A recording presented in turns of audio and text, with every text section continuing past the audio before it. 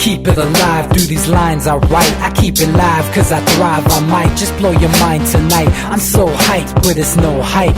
From this height, it's direct hits on sight.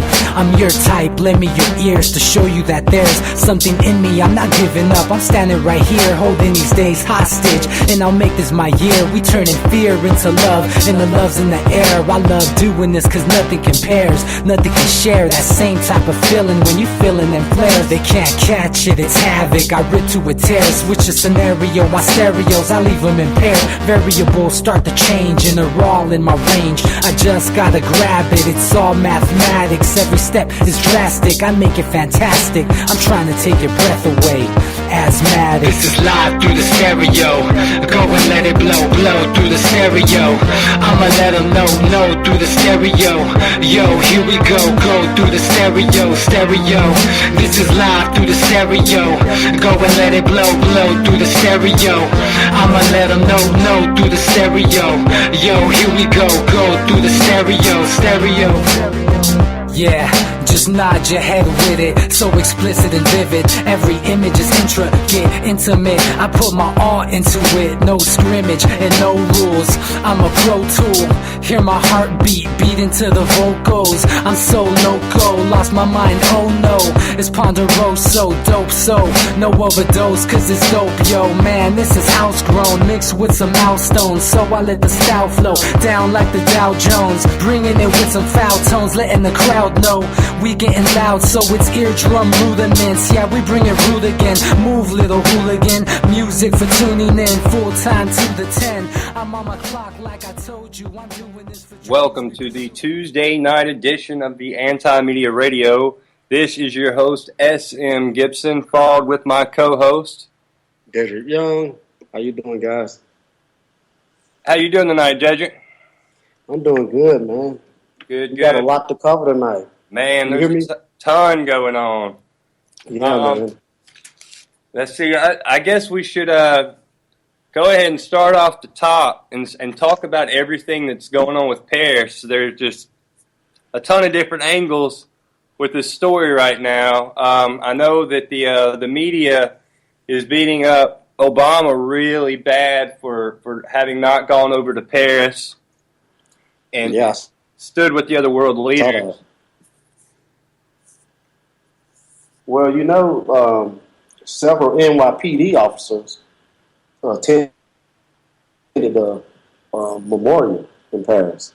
You saw that? I saw that, and I saw where they went over there, and, you know, everyone's so outraged that Obama's not over there. And, you know, for me personally, as someone that disagrees with Obama most of the time, like, I don't see a problem with this. Yeah. You know, it's sad, but you know what? That's not our country. That's not his job to go over to Paris.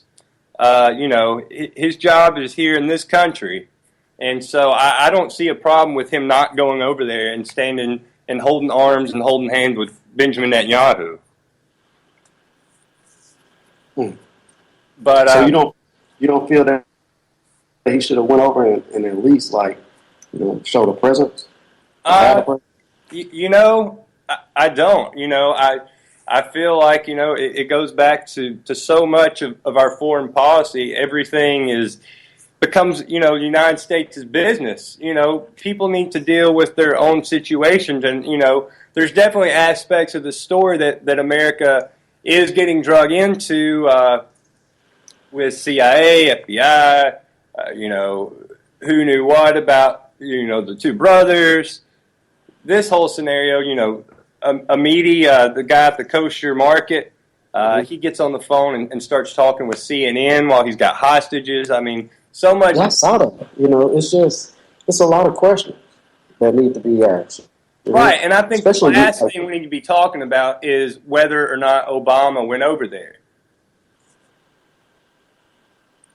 Yeah, you're right. And, you know, and what's funny is a lot of the conservatives are attacking him for not going over there, but at the same time, if he would have gone over there, they would have started screaming, why are you wasting taxpayers' dollars to go take a vacation in Paris? You know, and it's kind of amazing to hear you talking so, you know, you defending Obama. It's something I rarely do, but if he didn't do anything wrong, then, I'm not going to criticize him for something. Yeah, I understand. But got a call coming in already for the evening. Area code 682. This is Anti-Media Radio. What would you like to talk about tonight? What are you guys actually really talking about tonight? Say what? What do you guys actually talk about on the radio? Right now we're covering the incident that's going on in Paris. What are your thoughts on that? The what? The incident in Paris? I think it's all, I guess, live. Yeah, got a little bit of problems hearing you. Maybe you can call back in here in a second. But It's gonna load.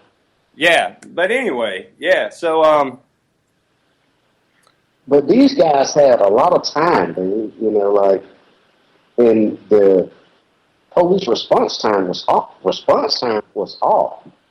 And yeah. And did you see the video that was released today of the supposed two brothers, and maybe it was, maybe it wasn't, I don't know, but the two shooters, and they're just so calm and casual, like they're very, very, very well trained and professional.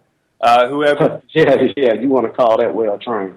they just seem very cool, calm, and collected, and they don't seem like somebody that would have necessarily left an ID behind.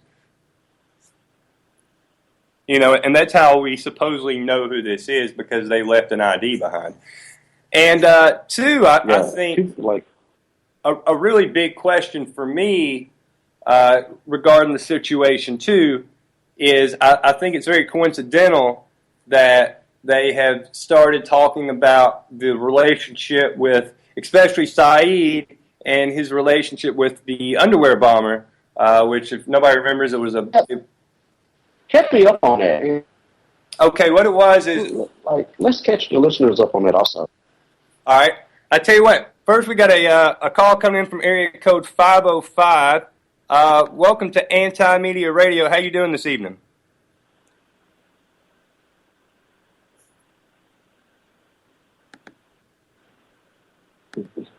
Did they just hang up? Yeah, it looks like it wasn't coming in. So anyway, that's we got another one from 361.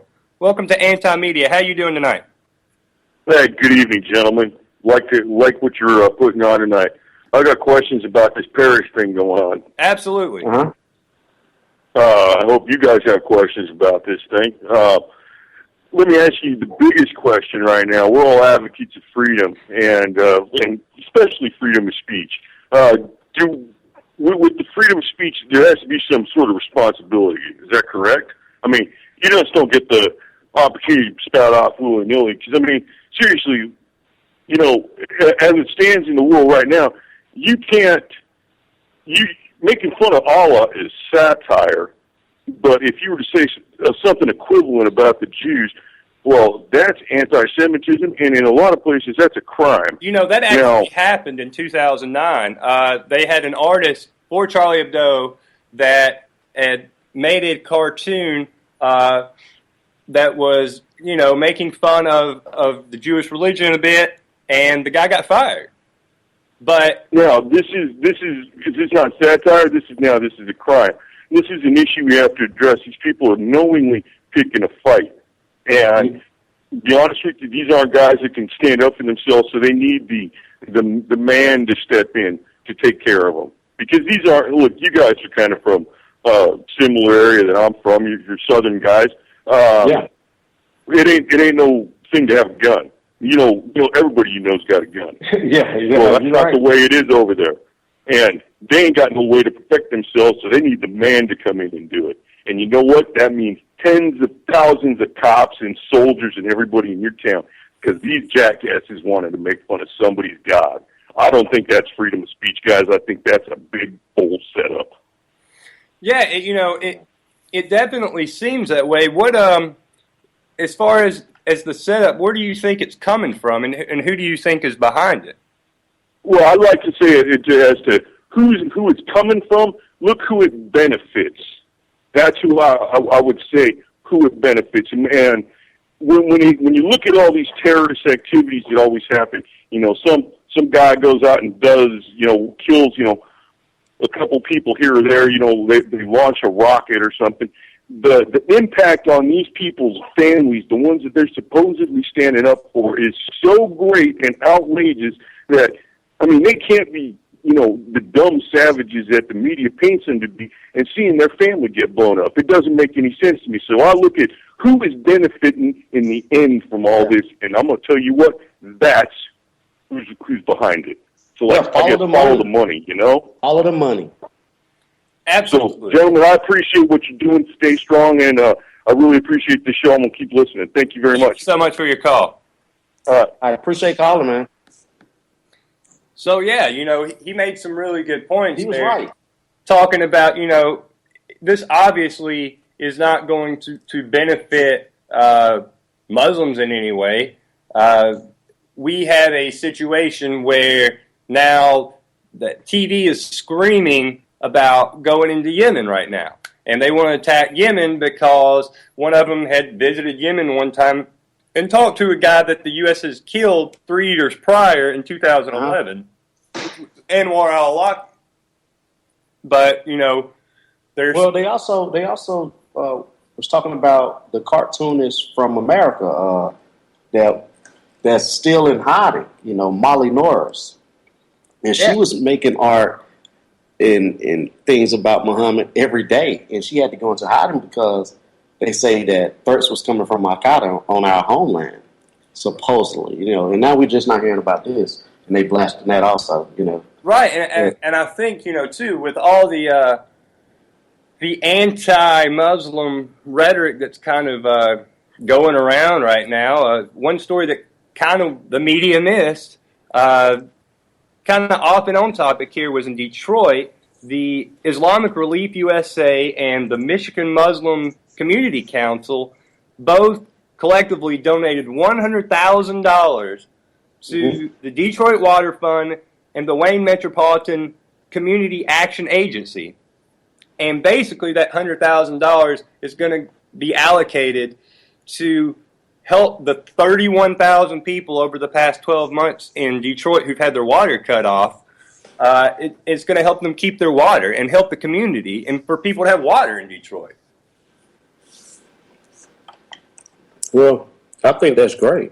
Absolutely, but and that shows you what. But it came from the Muslim community. If that would have been another group, would have been promoted more. I don't know, but it seems like right now that they're trying to demonize this community so bad that would be at least acknowledged a little bit to say, hey, you know what? It's not everybody in that group that's but they're not doing that. They're just the right. drums are beating. The laws are coming down. Here's kind of something that's in the aftermath of this, too, is we've got David Cameron coming out and saying that he's ready to take away iMessaging from people and the WhatsApp because, warrant, no warrant, whatever, they can't be spied on, basically. His actual quote was, speaking of the UK, in our country, do we want to allow a means of communication between people which we cannot read?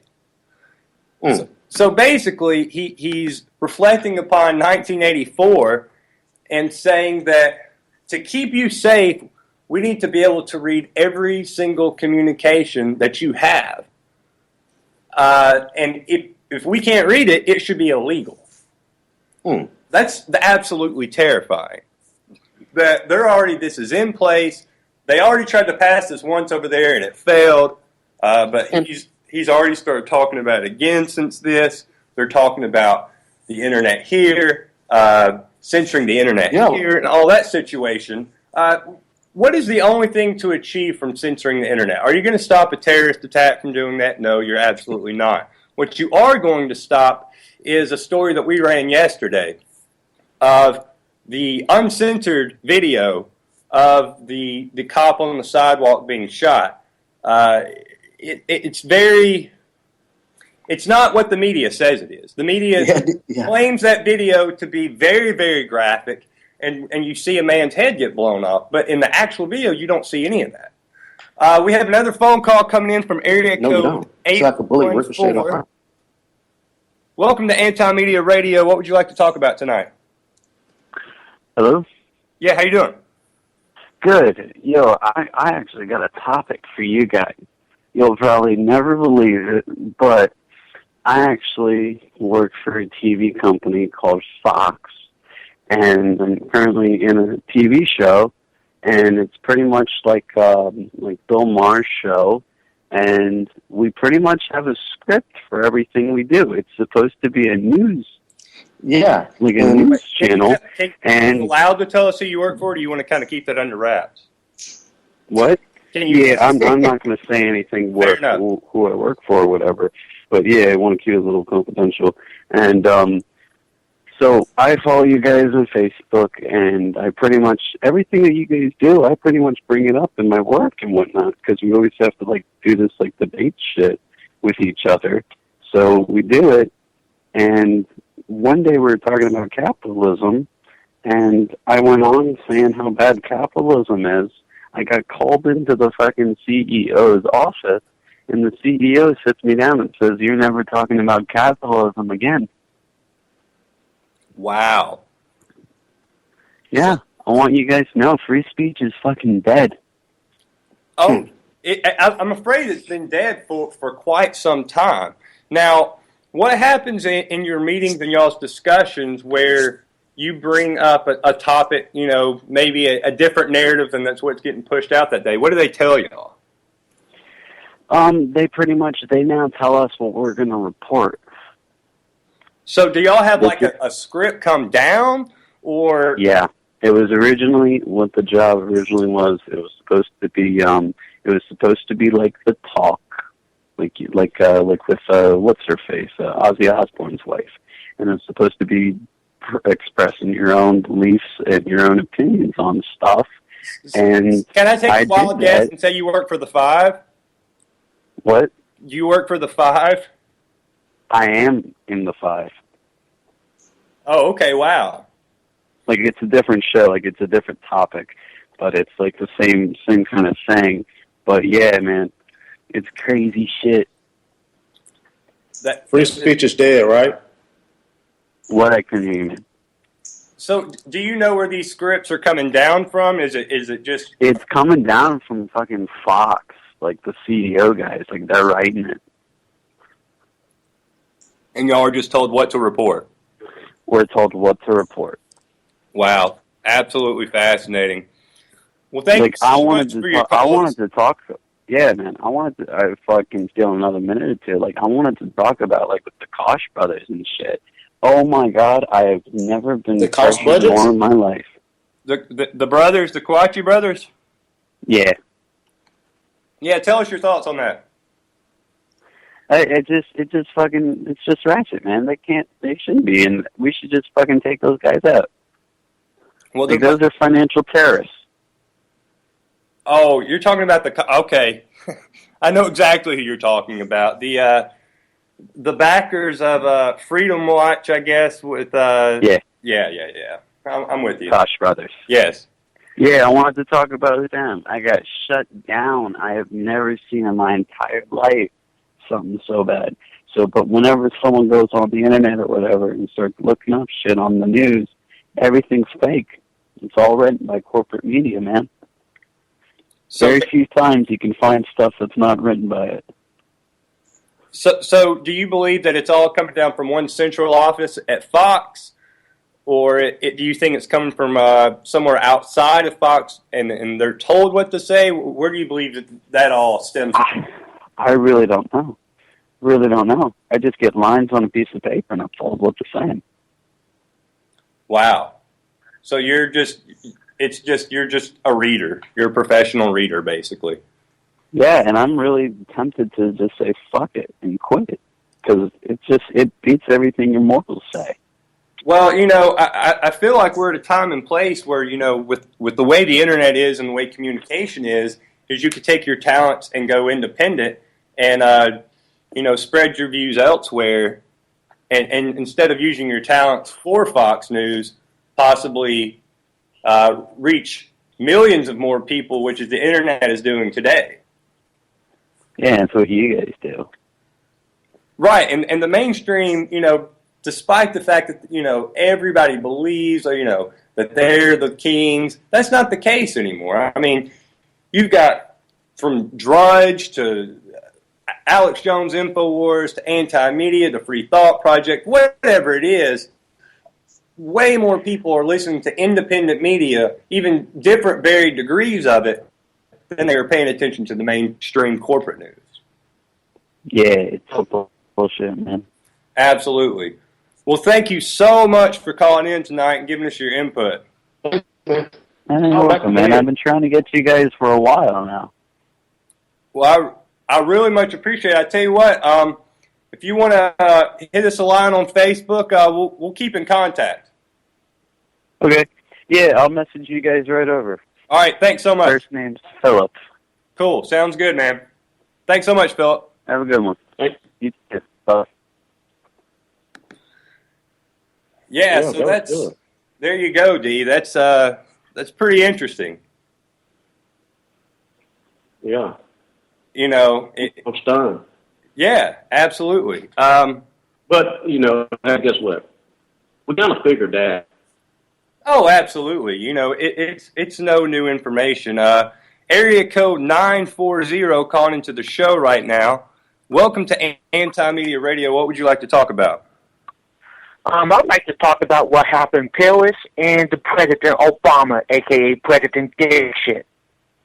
Okay. Here's my thing. What happened in Paris is very sad. I'll admit, watching all the people die is horrible. But why isn't Obama coming on national TV and saying, look, this is radical Islam. We need to get the people out of the country. We need to fight them. But no, he's not. He's just sitting on his butt and watching football game while he could be in Paris with 1 million people watching. Why wouldn't he do? Okay, I'll say this, and I'm not one to ever really defend Barack Obama, but it was an attack on France. An attack on France is not an attack on the United States. So I don't necessarily believe that it is. I don't believe the United States should be the police of the world in any way, shape, or form. And I feel like that is for France to take care of and not the United States. But if you look at it, Australia, Canada, Jewish, it could happen in the United States because we haven't displayed the passport of these little dipshits that go to Syria and join ISIS, and they just come right back in the United States and commit crimes, And like the two brothers, they went to Syria or Yemen, trained with the terrorist group, and they came back, and guess what? 17 people are murdered because they were trained by the freaking group in Yemen. Right. It's coming down that it was Al-Qaeda, the Arabian Peninsula. They tried to take credit for it. It's not really been confirmed that they were behind it.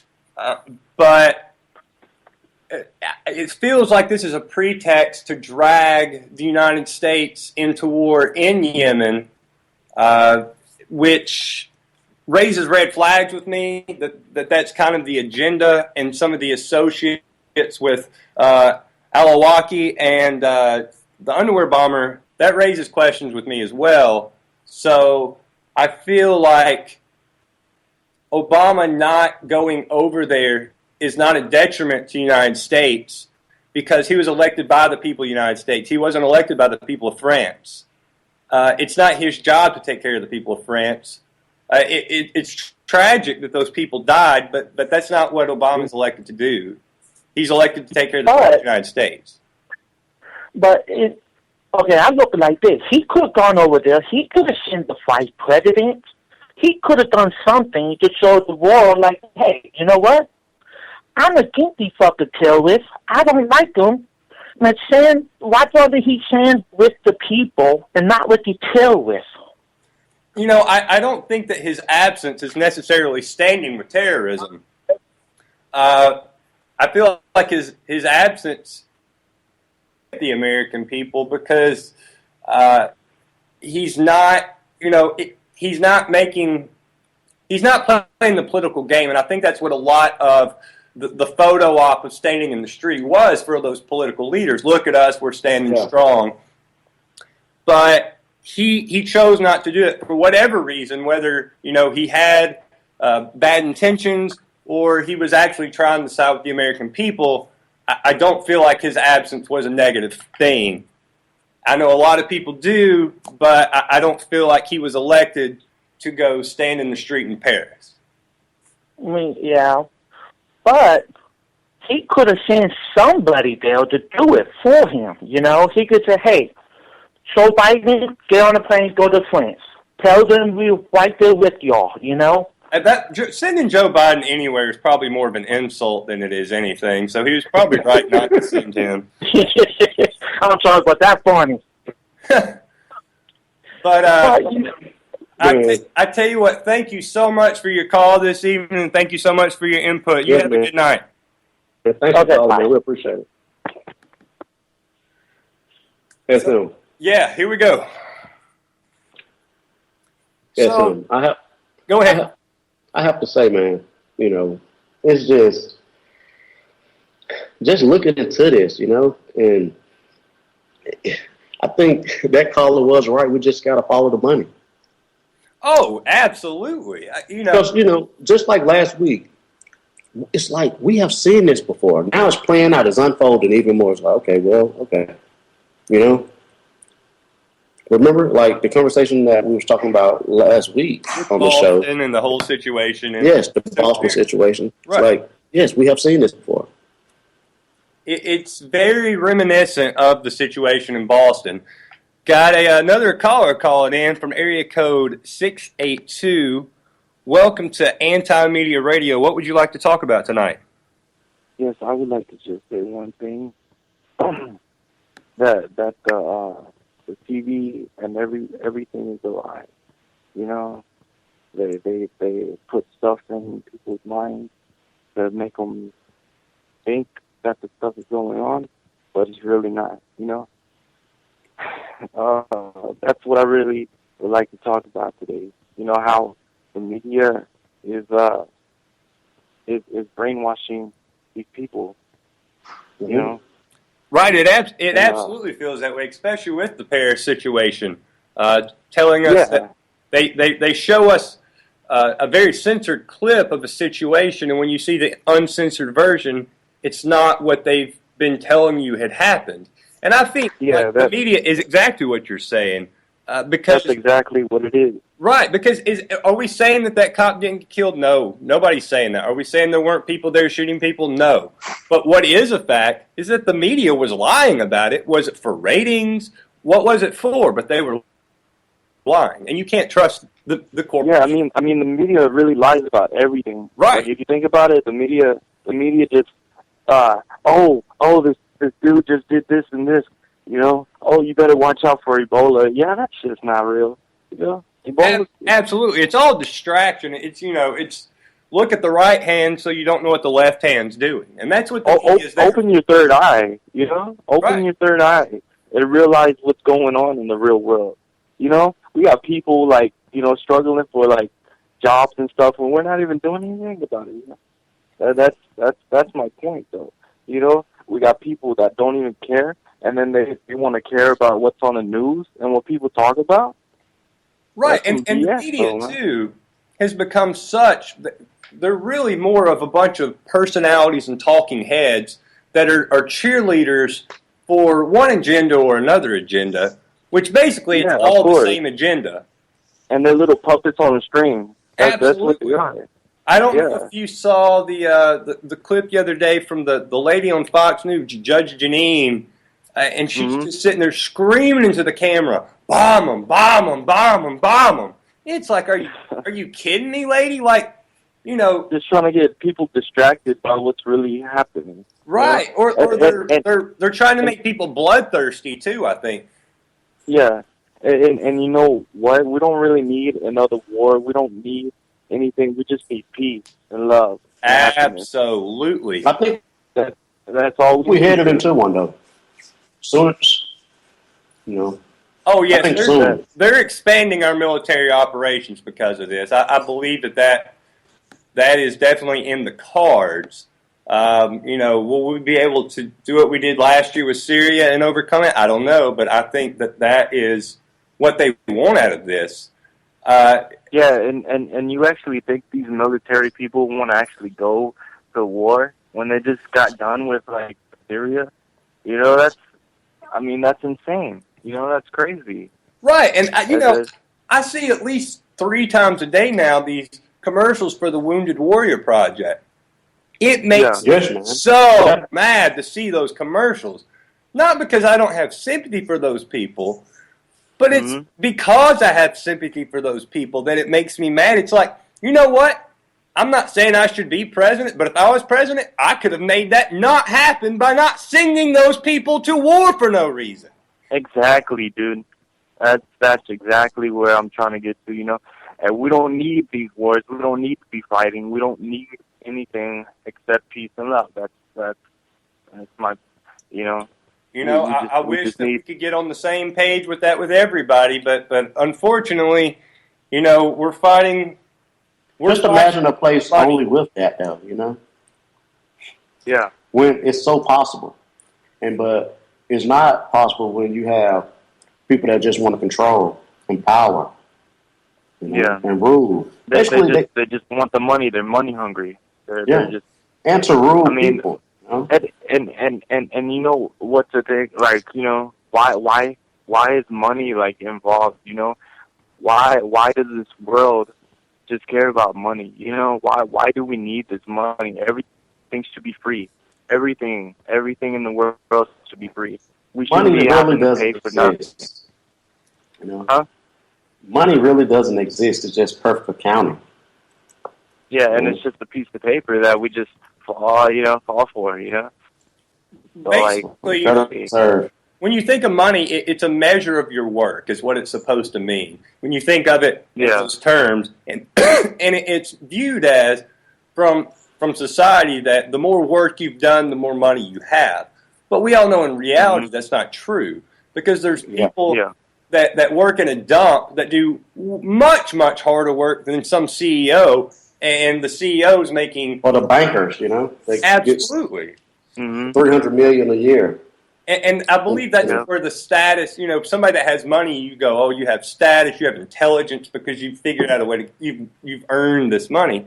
That's not always the case. And the thing is, like, people that work at, like, fast food restaurants, they're only fucking making $7.25, and they should raise that shit up to, like, $10 an hour, because they sweat their ass off in the back, you know? I'll tell you why I disagree with you on that. And the only reason why I disagree with that is because I believe that the government has interfered with things enough. And what we need to do is get away from the Federal Reserve System. Because they're the reason that those people need that amount of money now, because they've devalued the dollar so much. And so I believe by saying that, we need to raise minimum wage, I think that's counterproductive. And what we need to do is address the actual problem and get the Federal Reserve out of the picture. Yeah, of course. But thank you so much for your call this evening, man. You have a good night. No problem, man. Thank you. Thanks for calling, man. Call back. So, he goes back. I'm really liking the callers tonight. Yeah, it's a really, really good show so far. Hey, I don't bet you didn't know this. You know who's going to be here in Birmingham, Alabama tomorrow? Who? Marco Rubio. Need to pay him a visit. Oh, yeah, we should go to... Well, I know the listeners hadn't heard this story, but a kid I went to high school with who was pretty much my... somebody I was not friends with, to say the least. He is apparently now the head of the Republican Party for Jefferson County, which is the county we live in. And he was the most racist human being I've ever met in my life. He was despicable.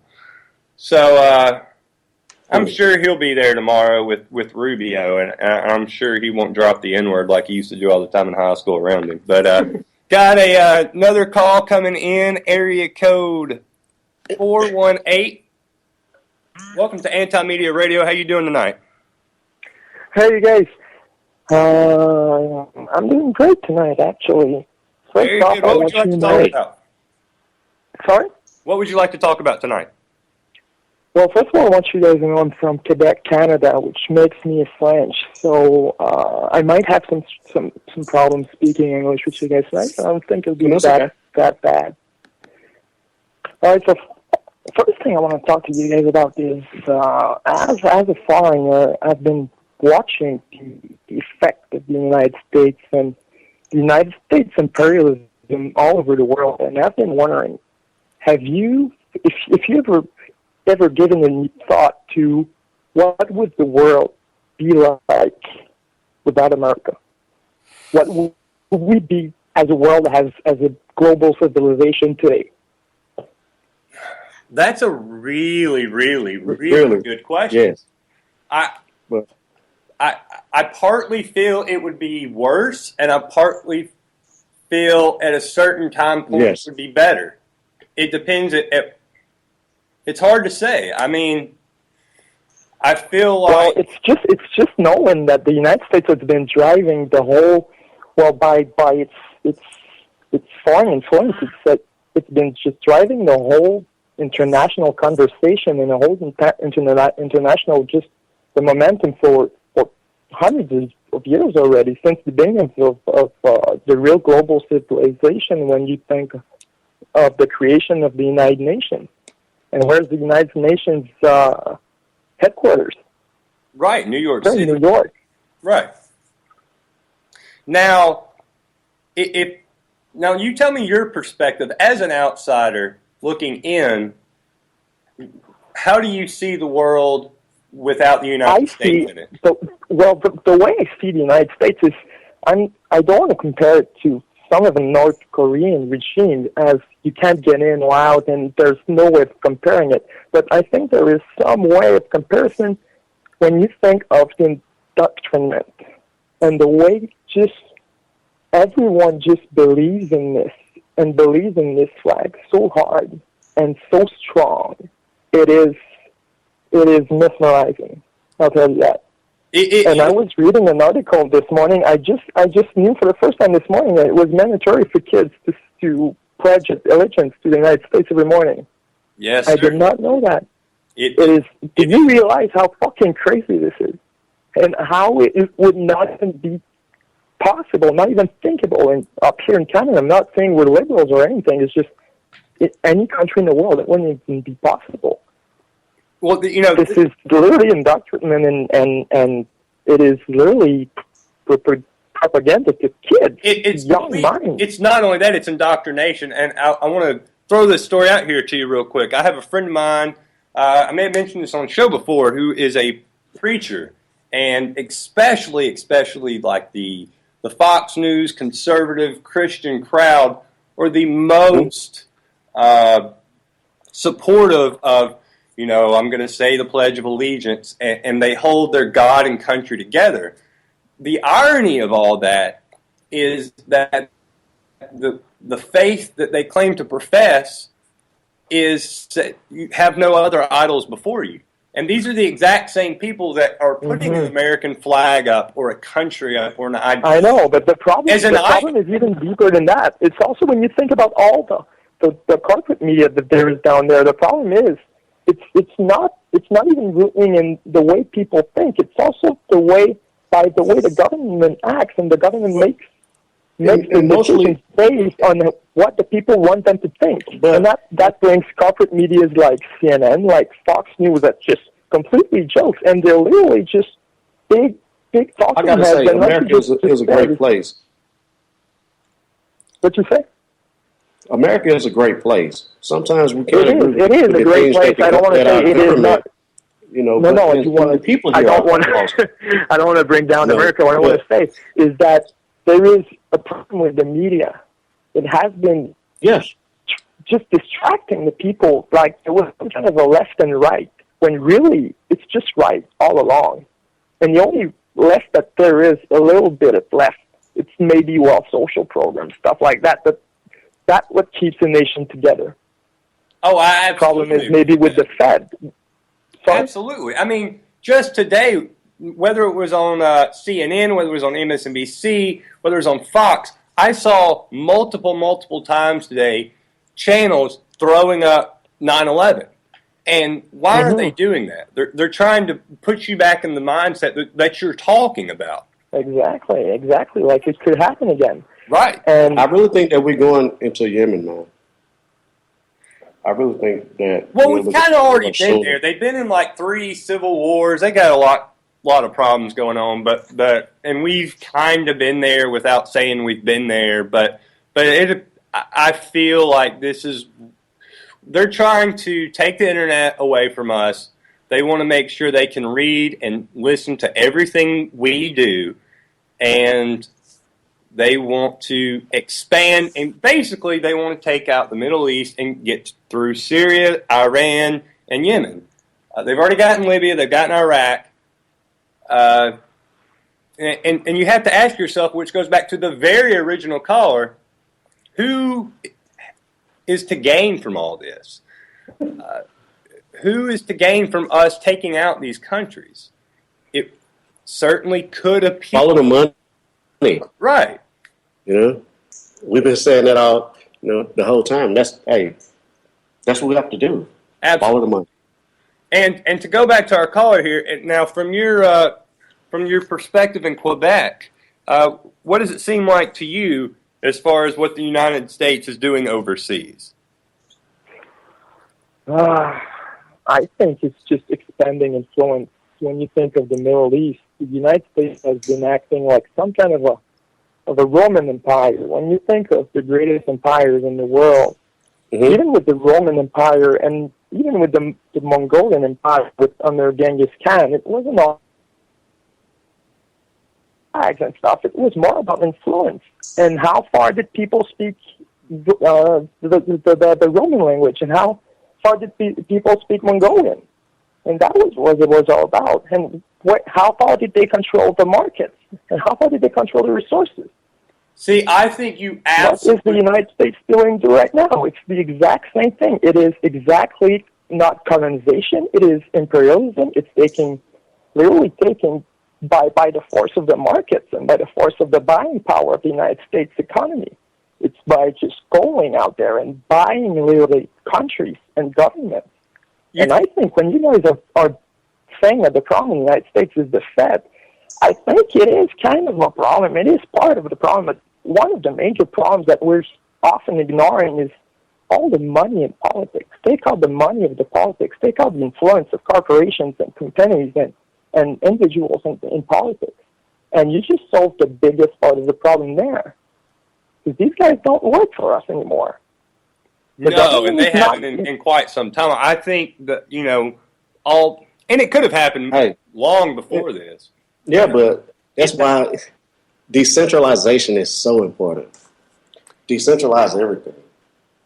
Well, absolutely, we should decentralize everything. But, was the country taken over when FDR was in office and Smedley Butler went to Congress and said, Prescott Bush is trying to take over everything? Or was the country taken over in Dealey Plaza in 1963? I don't know, but it feels like that it's not the same country that we read in history books. I think the absolute amazing point that the caller made was, if you look back at the Nazi Empire and what they did and the way they went through Europe, they went to a country and they put a flag up and they said, you're now part of our country, and they put their own flag up, and people weren't having that. But like he said, the Roman Empire, the United States, they go to a country and they say, you can stay your own country, you're your own sovereign nation, except we control it now. And they control it from behind the scenes, whereas Hitler was more up front and just said, you're part of us. That makes people mad and think, you're horrible. But if you think about it, it's all the same thing with just a different piece of fabric at the top of your Capitol building. Mm-hmm. And you know what? I just want to leave you on this because I don't want to go over 10 minutes with you guys. It'll be really expensive on my cell phone bill. But I just want to just send it out there. Stephen Harper, the Prime Minister of Canada, wasn't in Paris either this week. And you know what? It didn't make the news. Right. So I just want to tell you guys that. Thank you so much for that. And thank you so much. So have a very good night. You too. Thanks, man. Area code 651. Welcome to Anti-Media Radio. How are you doing tonight? I'm doing well. How are you? Doing good. What would you like to talk about? I see that you guys are talking about imperialism, and I see you guys are maybe talking a bit about Islam and the situation out in the Middle East right now, or actually in the West as well. Right. Absolutely. And what's your input on all that? How do you feel about what's going on in Paris and I think that the things that are going on in Paris are they benefit some people that are kind of of the more extreme persuasion on the political right in Europe. I think that they offer a very good opportunity, like as a PR stunt for President Netanyahu and his ilk. And I think that we should always question whether there are things that are being manipulated that we aren't being told by the mainstream media. Absolutely. Just so that the listeners know, we posted the new Charlie Hebdo cover on our Twitter account just now at the Anti-Media One. There's a lot of people that's getting stirred up about that. Go back to the corporatism of everything. It just seems like everything's a big distraction with it, and they want you focusing on these other things and basically showing you this for you to decide for yourself. Well, I mean, I think, it's absolutely right. The cartoons that have been put out by Charlie Hebdo, I don't believe that they really qualify as satire. Satire is something that you're aiming at people that are in power. Satire is not something that you aim, and you're from a position of power and you're aiming down. That's just ridiculous. The way that they've been promoted here in the West, it was just, internet, the instantaneity of the internet aside, it's just kind of ridiculous how quickly that stuff got picked up. And even our journalists, you saw the same thing a few weeks ago with North Korean, all of that hullabaloo about North Korea hacking Sony, which was obviously just totally ridiculous. I don't it's crazy. Oh yeah. That North Koreans were capable of hacking into the Sony corporation. Yet all these cartoonists were so ready to jump on all over North Korea. I mean, I was up in Minnesota.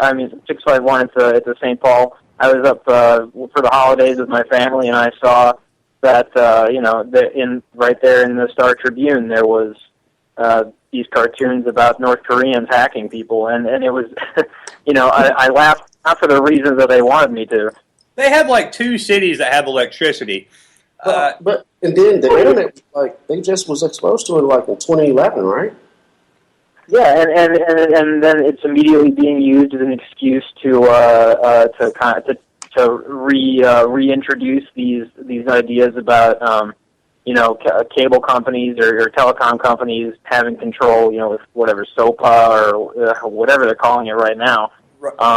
It's basically taking away the rights to the free internet and the speed that's guaranteed just by the existence of the infrastructure. Look at the it was a bill. Obama just slide a bill through on free and all that up in 17 states on broadband.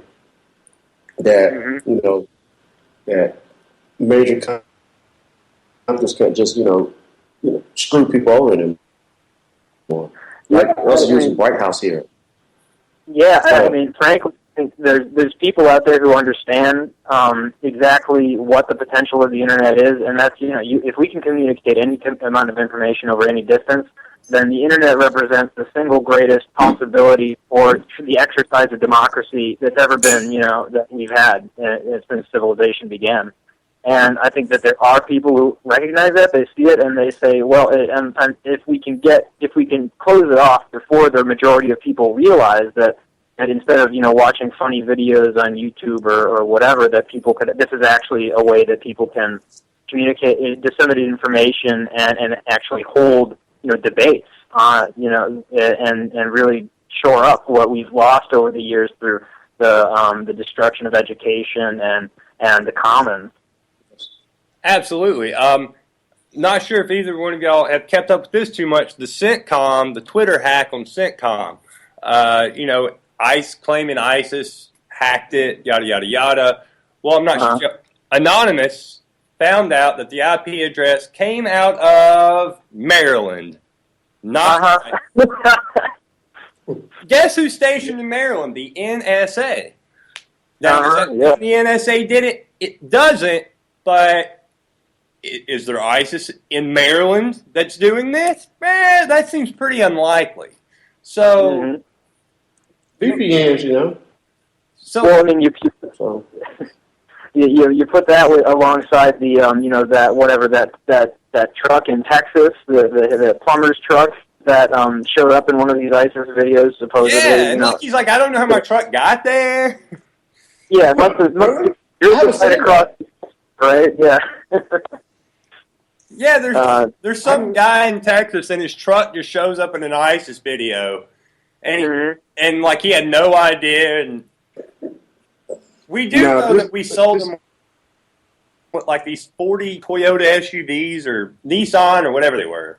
Yeah, back when we were supporting them and arming them. We're dropping weapons. We're giving them weapons right now. Yeah, I mean, if it was just even way to the Middle East, maybe it was just shot what I won't say moon landing style, because I don't know about the moon landing. I haven't looked into that or anything, but you get the idea. It's just they get the props in and they get the actors in, and then they say, oh, this was a video that we received through intelligence. Exactly. Well, I tell you what, thank you so much for your input tonight, and thank you so much for your call. Yeah, absolutely. Call in again, man. Yeah, stay righteous. Thanks, man. Yeah, so I have to say, man, I appreciate these callers calling in tonight. Yeah, and sharing. It's been the different perspectives have been absolutely fantastic, and weighing the global issues. Yes, and hearing from the caller from Quebec, Absolutely. So, where are you? And I know you well enough to know that you don't have all the information. I don't have all the information, but where are you on the Paris situation? Are you buying what's in the media? Are you questioning what we're being told? Well, we always have to question it. It's just not all adding up. I'm waiting on the guy that was caught in Bolivia. Let's see what kind of things are said about this character. I'm just waiting to see what they're going to pull out the hat this time. Absolutely. Who is he? That's a lot. How soon do you think that the girlfriend, the woman involved in the supposedly involved in the kosher market, she's in Syria now, is what they're reporting. Do you think it disappears off the radar? Oh, look, it made it to Syria. I'm talking about, look, it was like 80,000 deployed, all right? 80,000, yes. 80,000 people deployed, okay? And this one female made it to Syria in less than 6 days? Right. Well, some reports are saying she was there. Some reports are saying she left before. It depends on what news channel you're watching, which hour, as far as when and where she was at what point. It's definitely all a big distraction. I could see this definitely losing steam and people forgetting she even exists. And they'll be like, oh, we don't know what you're talking about as far as her. We've hit on this a few times. The underwear bomber. Yes. Make sure you know more about that. Information is that it came out 100% fact. If you don't believe it, get on your computer and Google the words underwear bomber CIA. He was a CIA asset. Saeed, the brother, one of the shooters at the Paris terror attack, it's being reported that he was a roommate with this CIA asset. It's also being reported, that they were in contact with Anwar al-Awlaki, The man's been dead since 2011, so he obviously did not mastermind this. What's funny, so we're just connecting the dots here. The Amidi guy that was part of the kosher market attack, the black dude, he met with Sarkozy in 2009. If you just don't want to start making up, connecting the dots, one met with a CIA. It's getting to a point where it's so hilarious. It's like, it is funny. I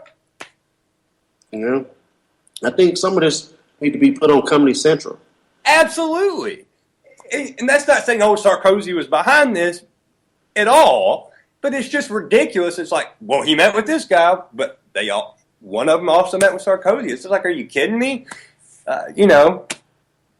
It's absolutely insane. So, tell me your input. What do you think all this is coming from, Mr.? And what's next? You have to tell me what your input on the Yemen situation. I feel like this is ramping up to go into to formally go into Yemen. I'll put it that way. Formally go in. We've definitely had a presence there for quite some time. But I think this is more of our own formal invitation to ourselves to get involved in that country. Also, I feel like Syria is a big deal. That's getting mentioned. Yemen's definitely getting mentioned. They're not going to be happy until they have all of those countries taken out and taken over. ISIS is there. ISIS was created by the United States. That doesn't mean that ISIS is the United States. But they were created by the United States by causing instability in the nations and the regions and giving people a reason to hate the United States. For generations. Absolutely. If the United States would never have gone into Iraq after 9/11, which had nothing to do with 9/11, we would not be nobody would have ever heard the word ISIS. So our own foreign policy did create that institution. Now you've got like this 10-year-old kid shooting people in the head. Do people really if we can even put our heads in the space, I really can't, but if you're trying to propagandize the world, who has more to benefit from seeing a 10-year-old kid shoot somebody in the back of the head? Are these terrorists doing this and going, yeah, we're proving our point, we got 10-year-olds shooting these people? Or does it make more sense that from somebody from the other side saying, we're going to have a 10-year-old shoot these people, and then the next thing you know, they're going to be like, they're monsters, let's kill them all. That's kind of more how it feels to me. Well, I appreciate the call. Absolutely, D. Listen, I'll see you Thursday, D. Thank everybody so much for calling in tonight. Absolutely great show. Keep up with antimedia.org and also follow us on Twitter at TheAntimedia1. I'ma let them know through the stereo. Yo, here we go through the stereo.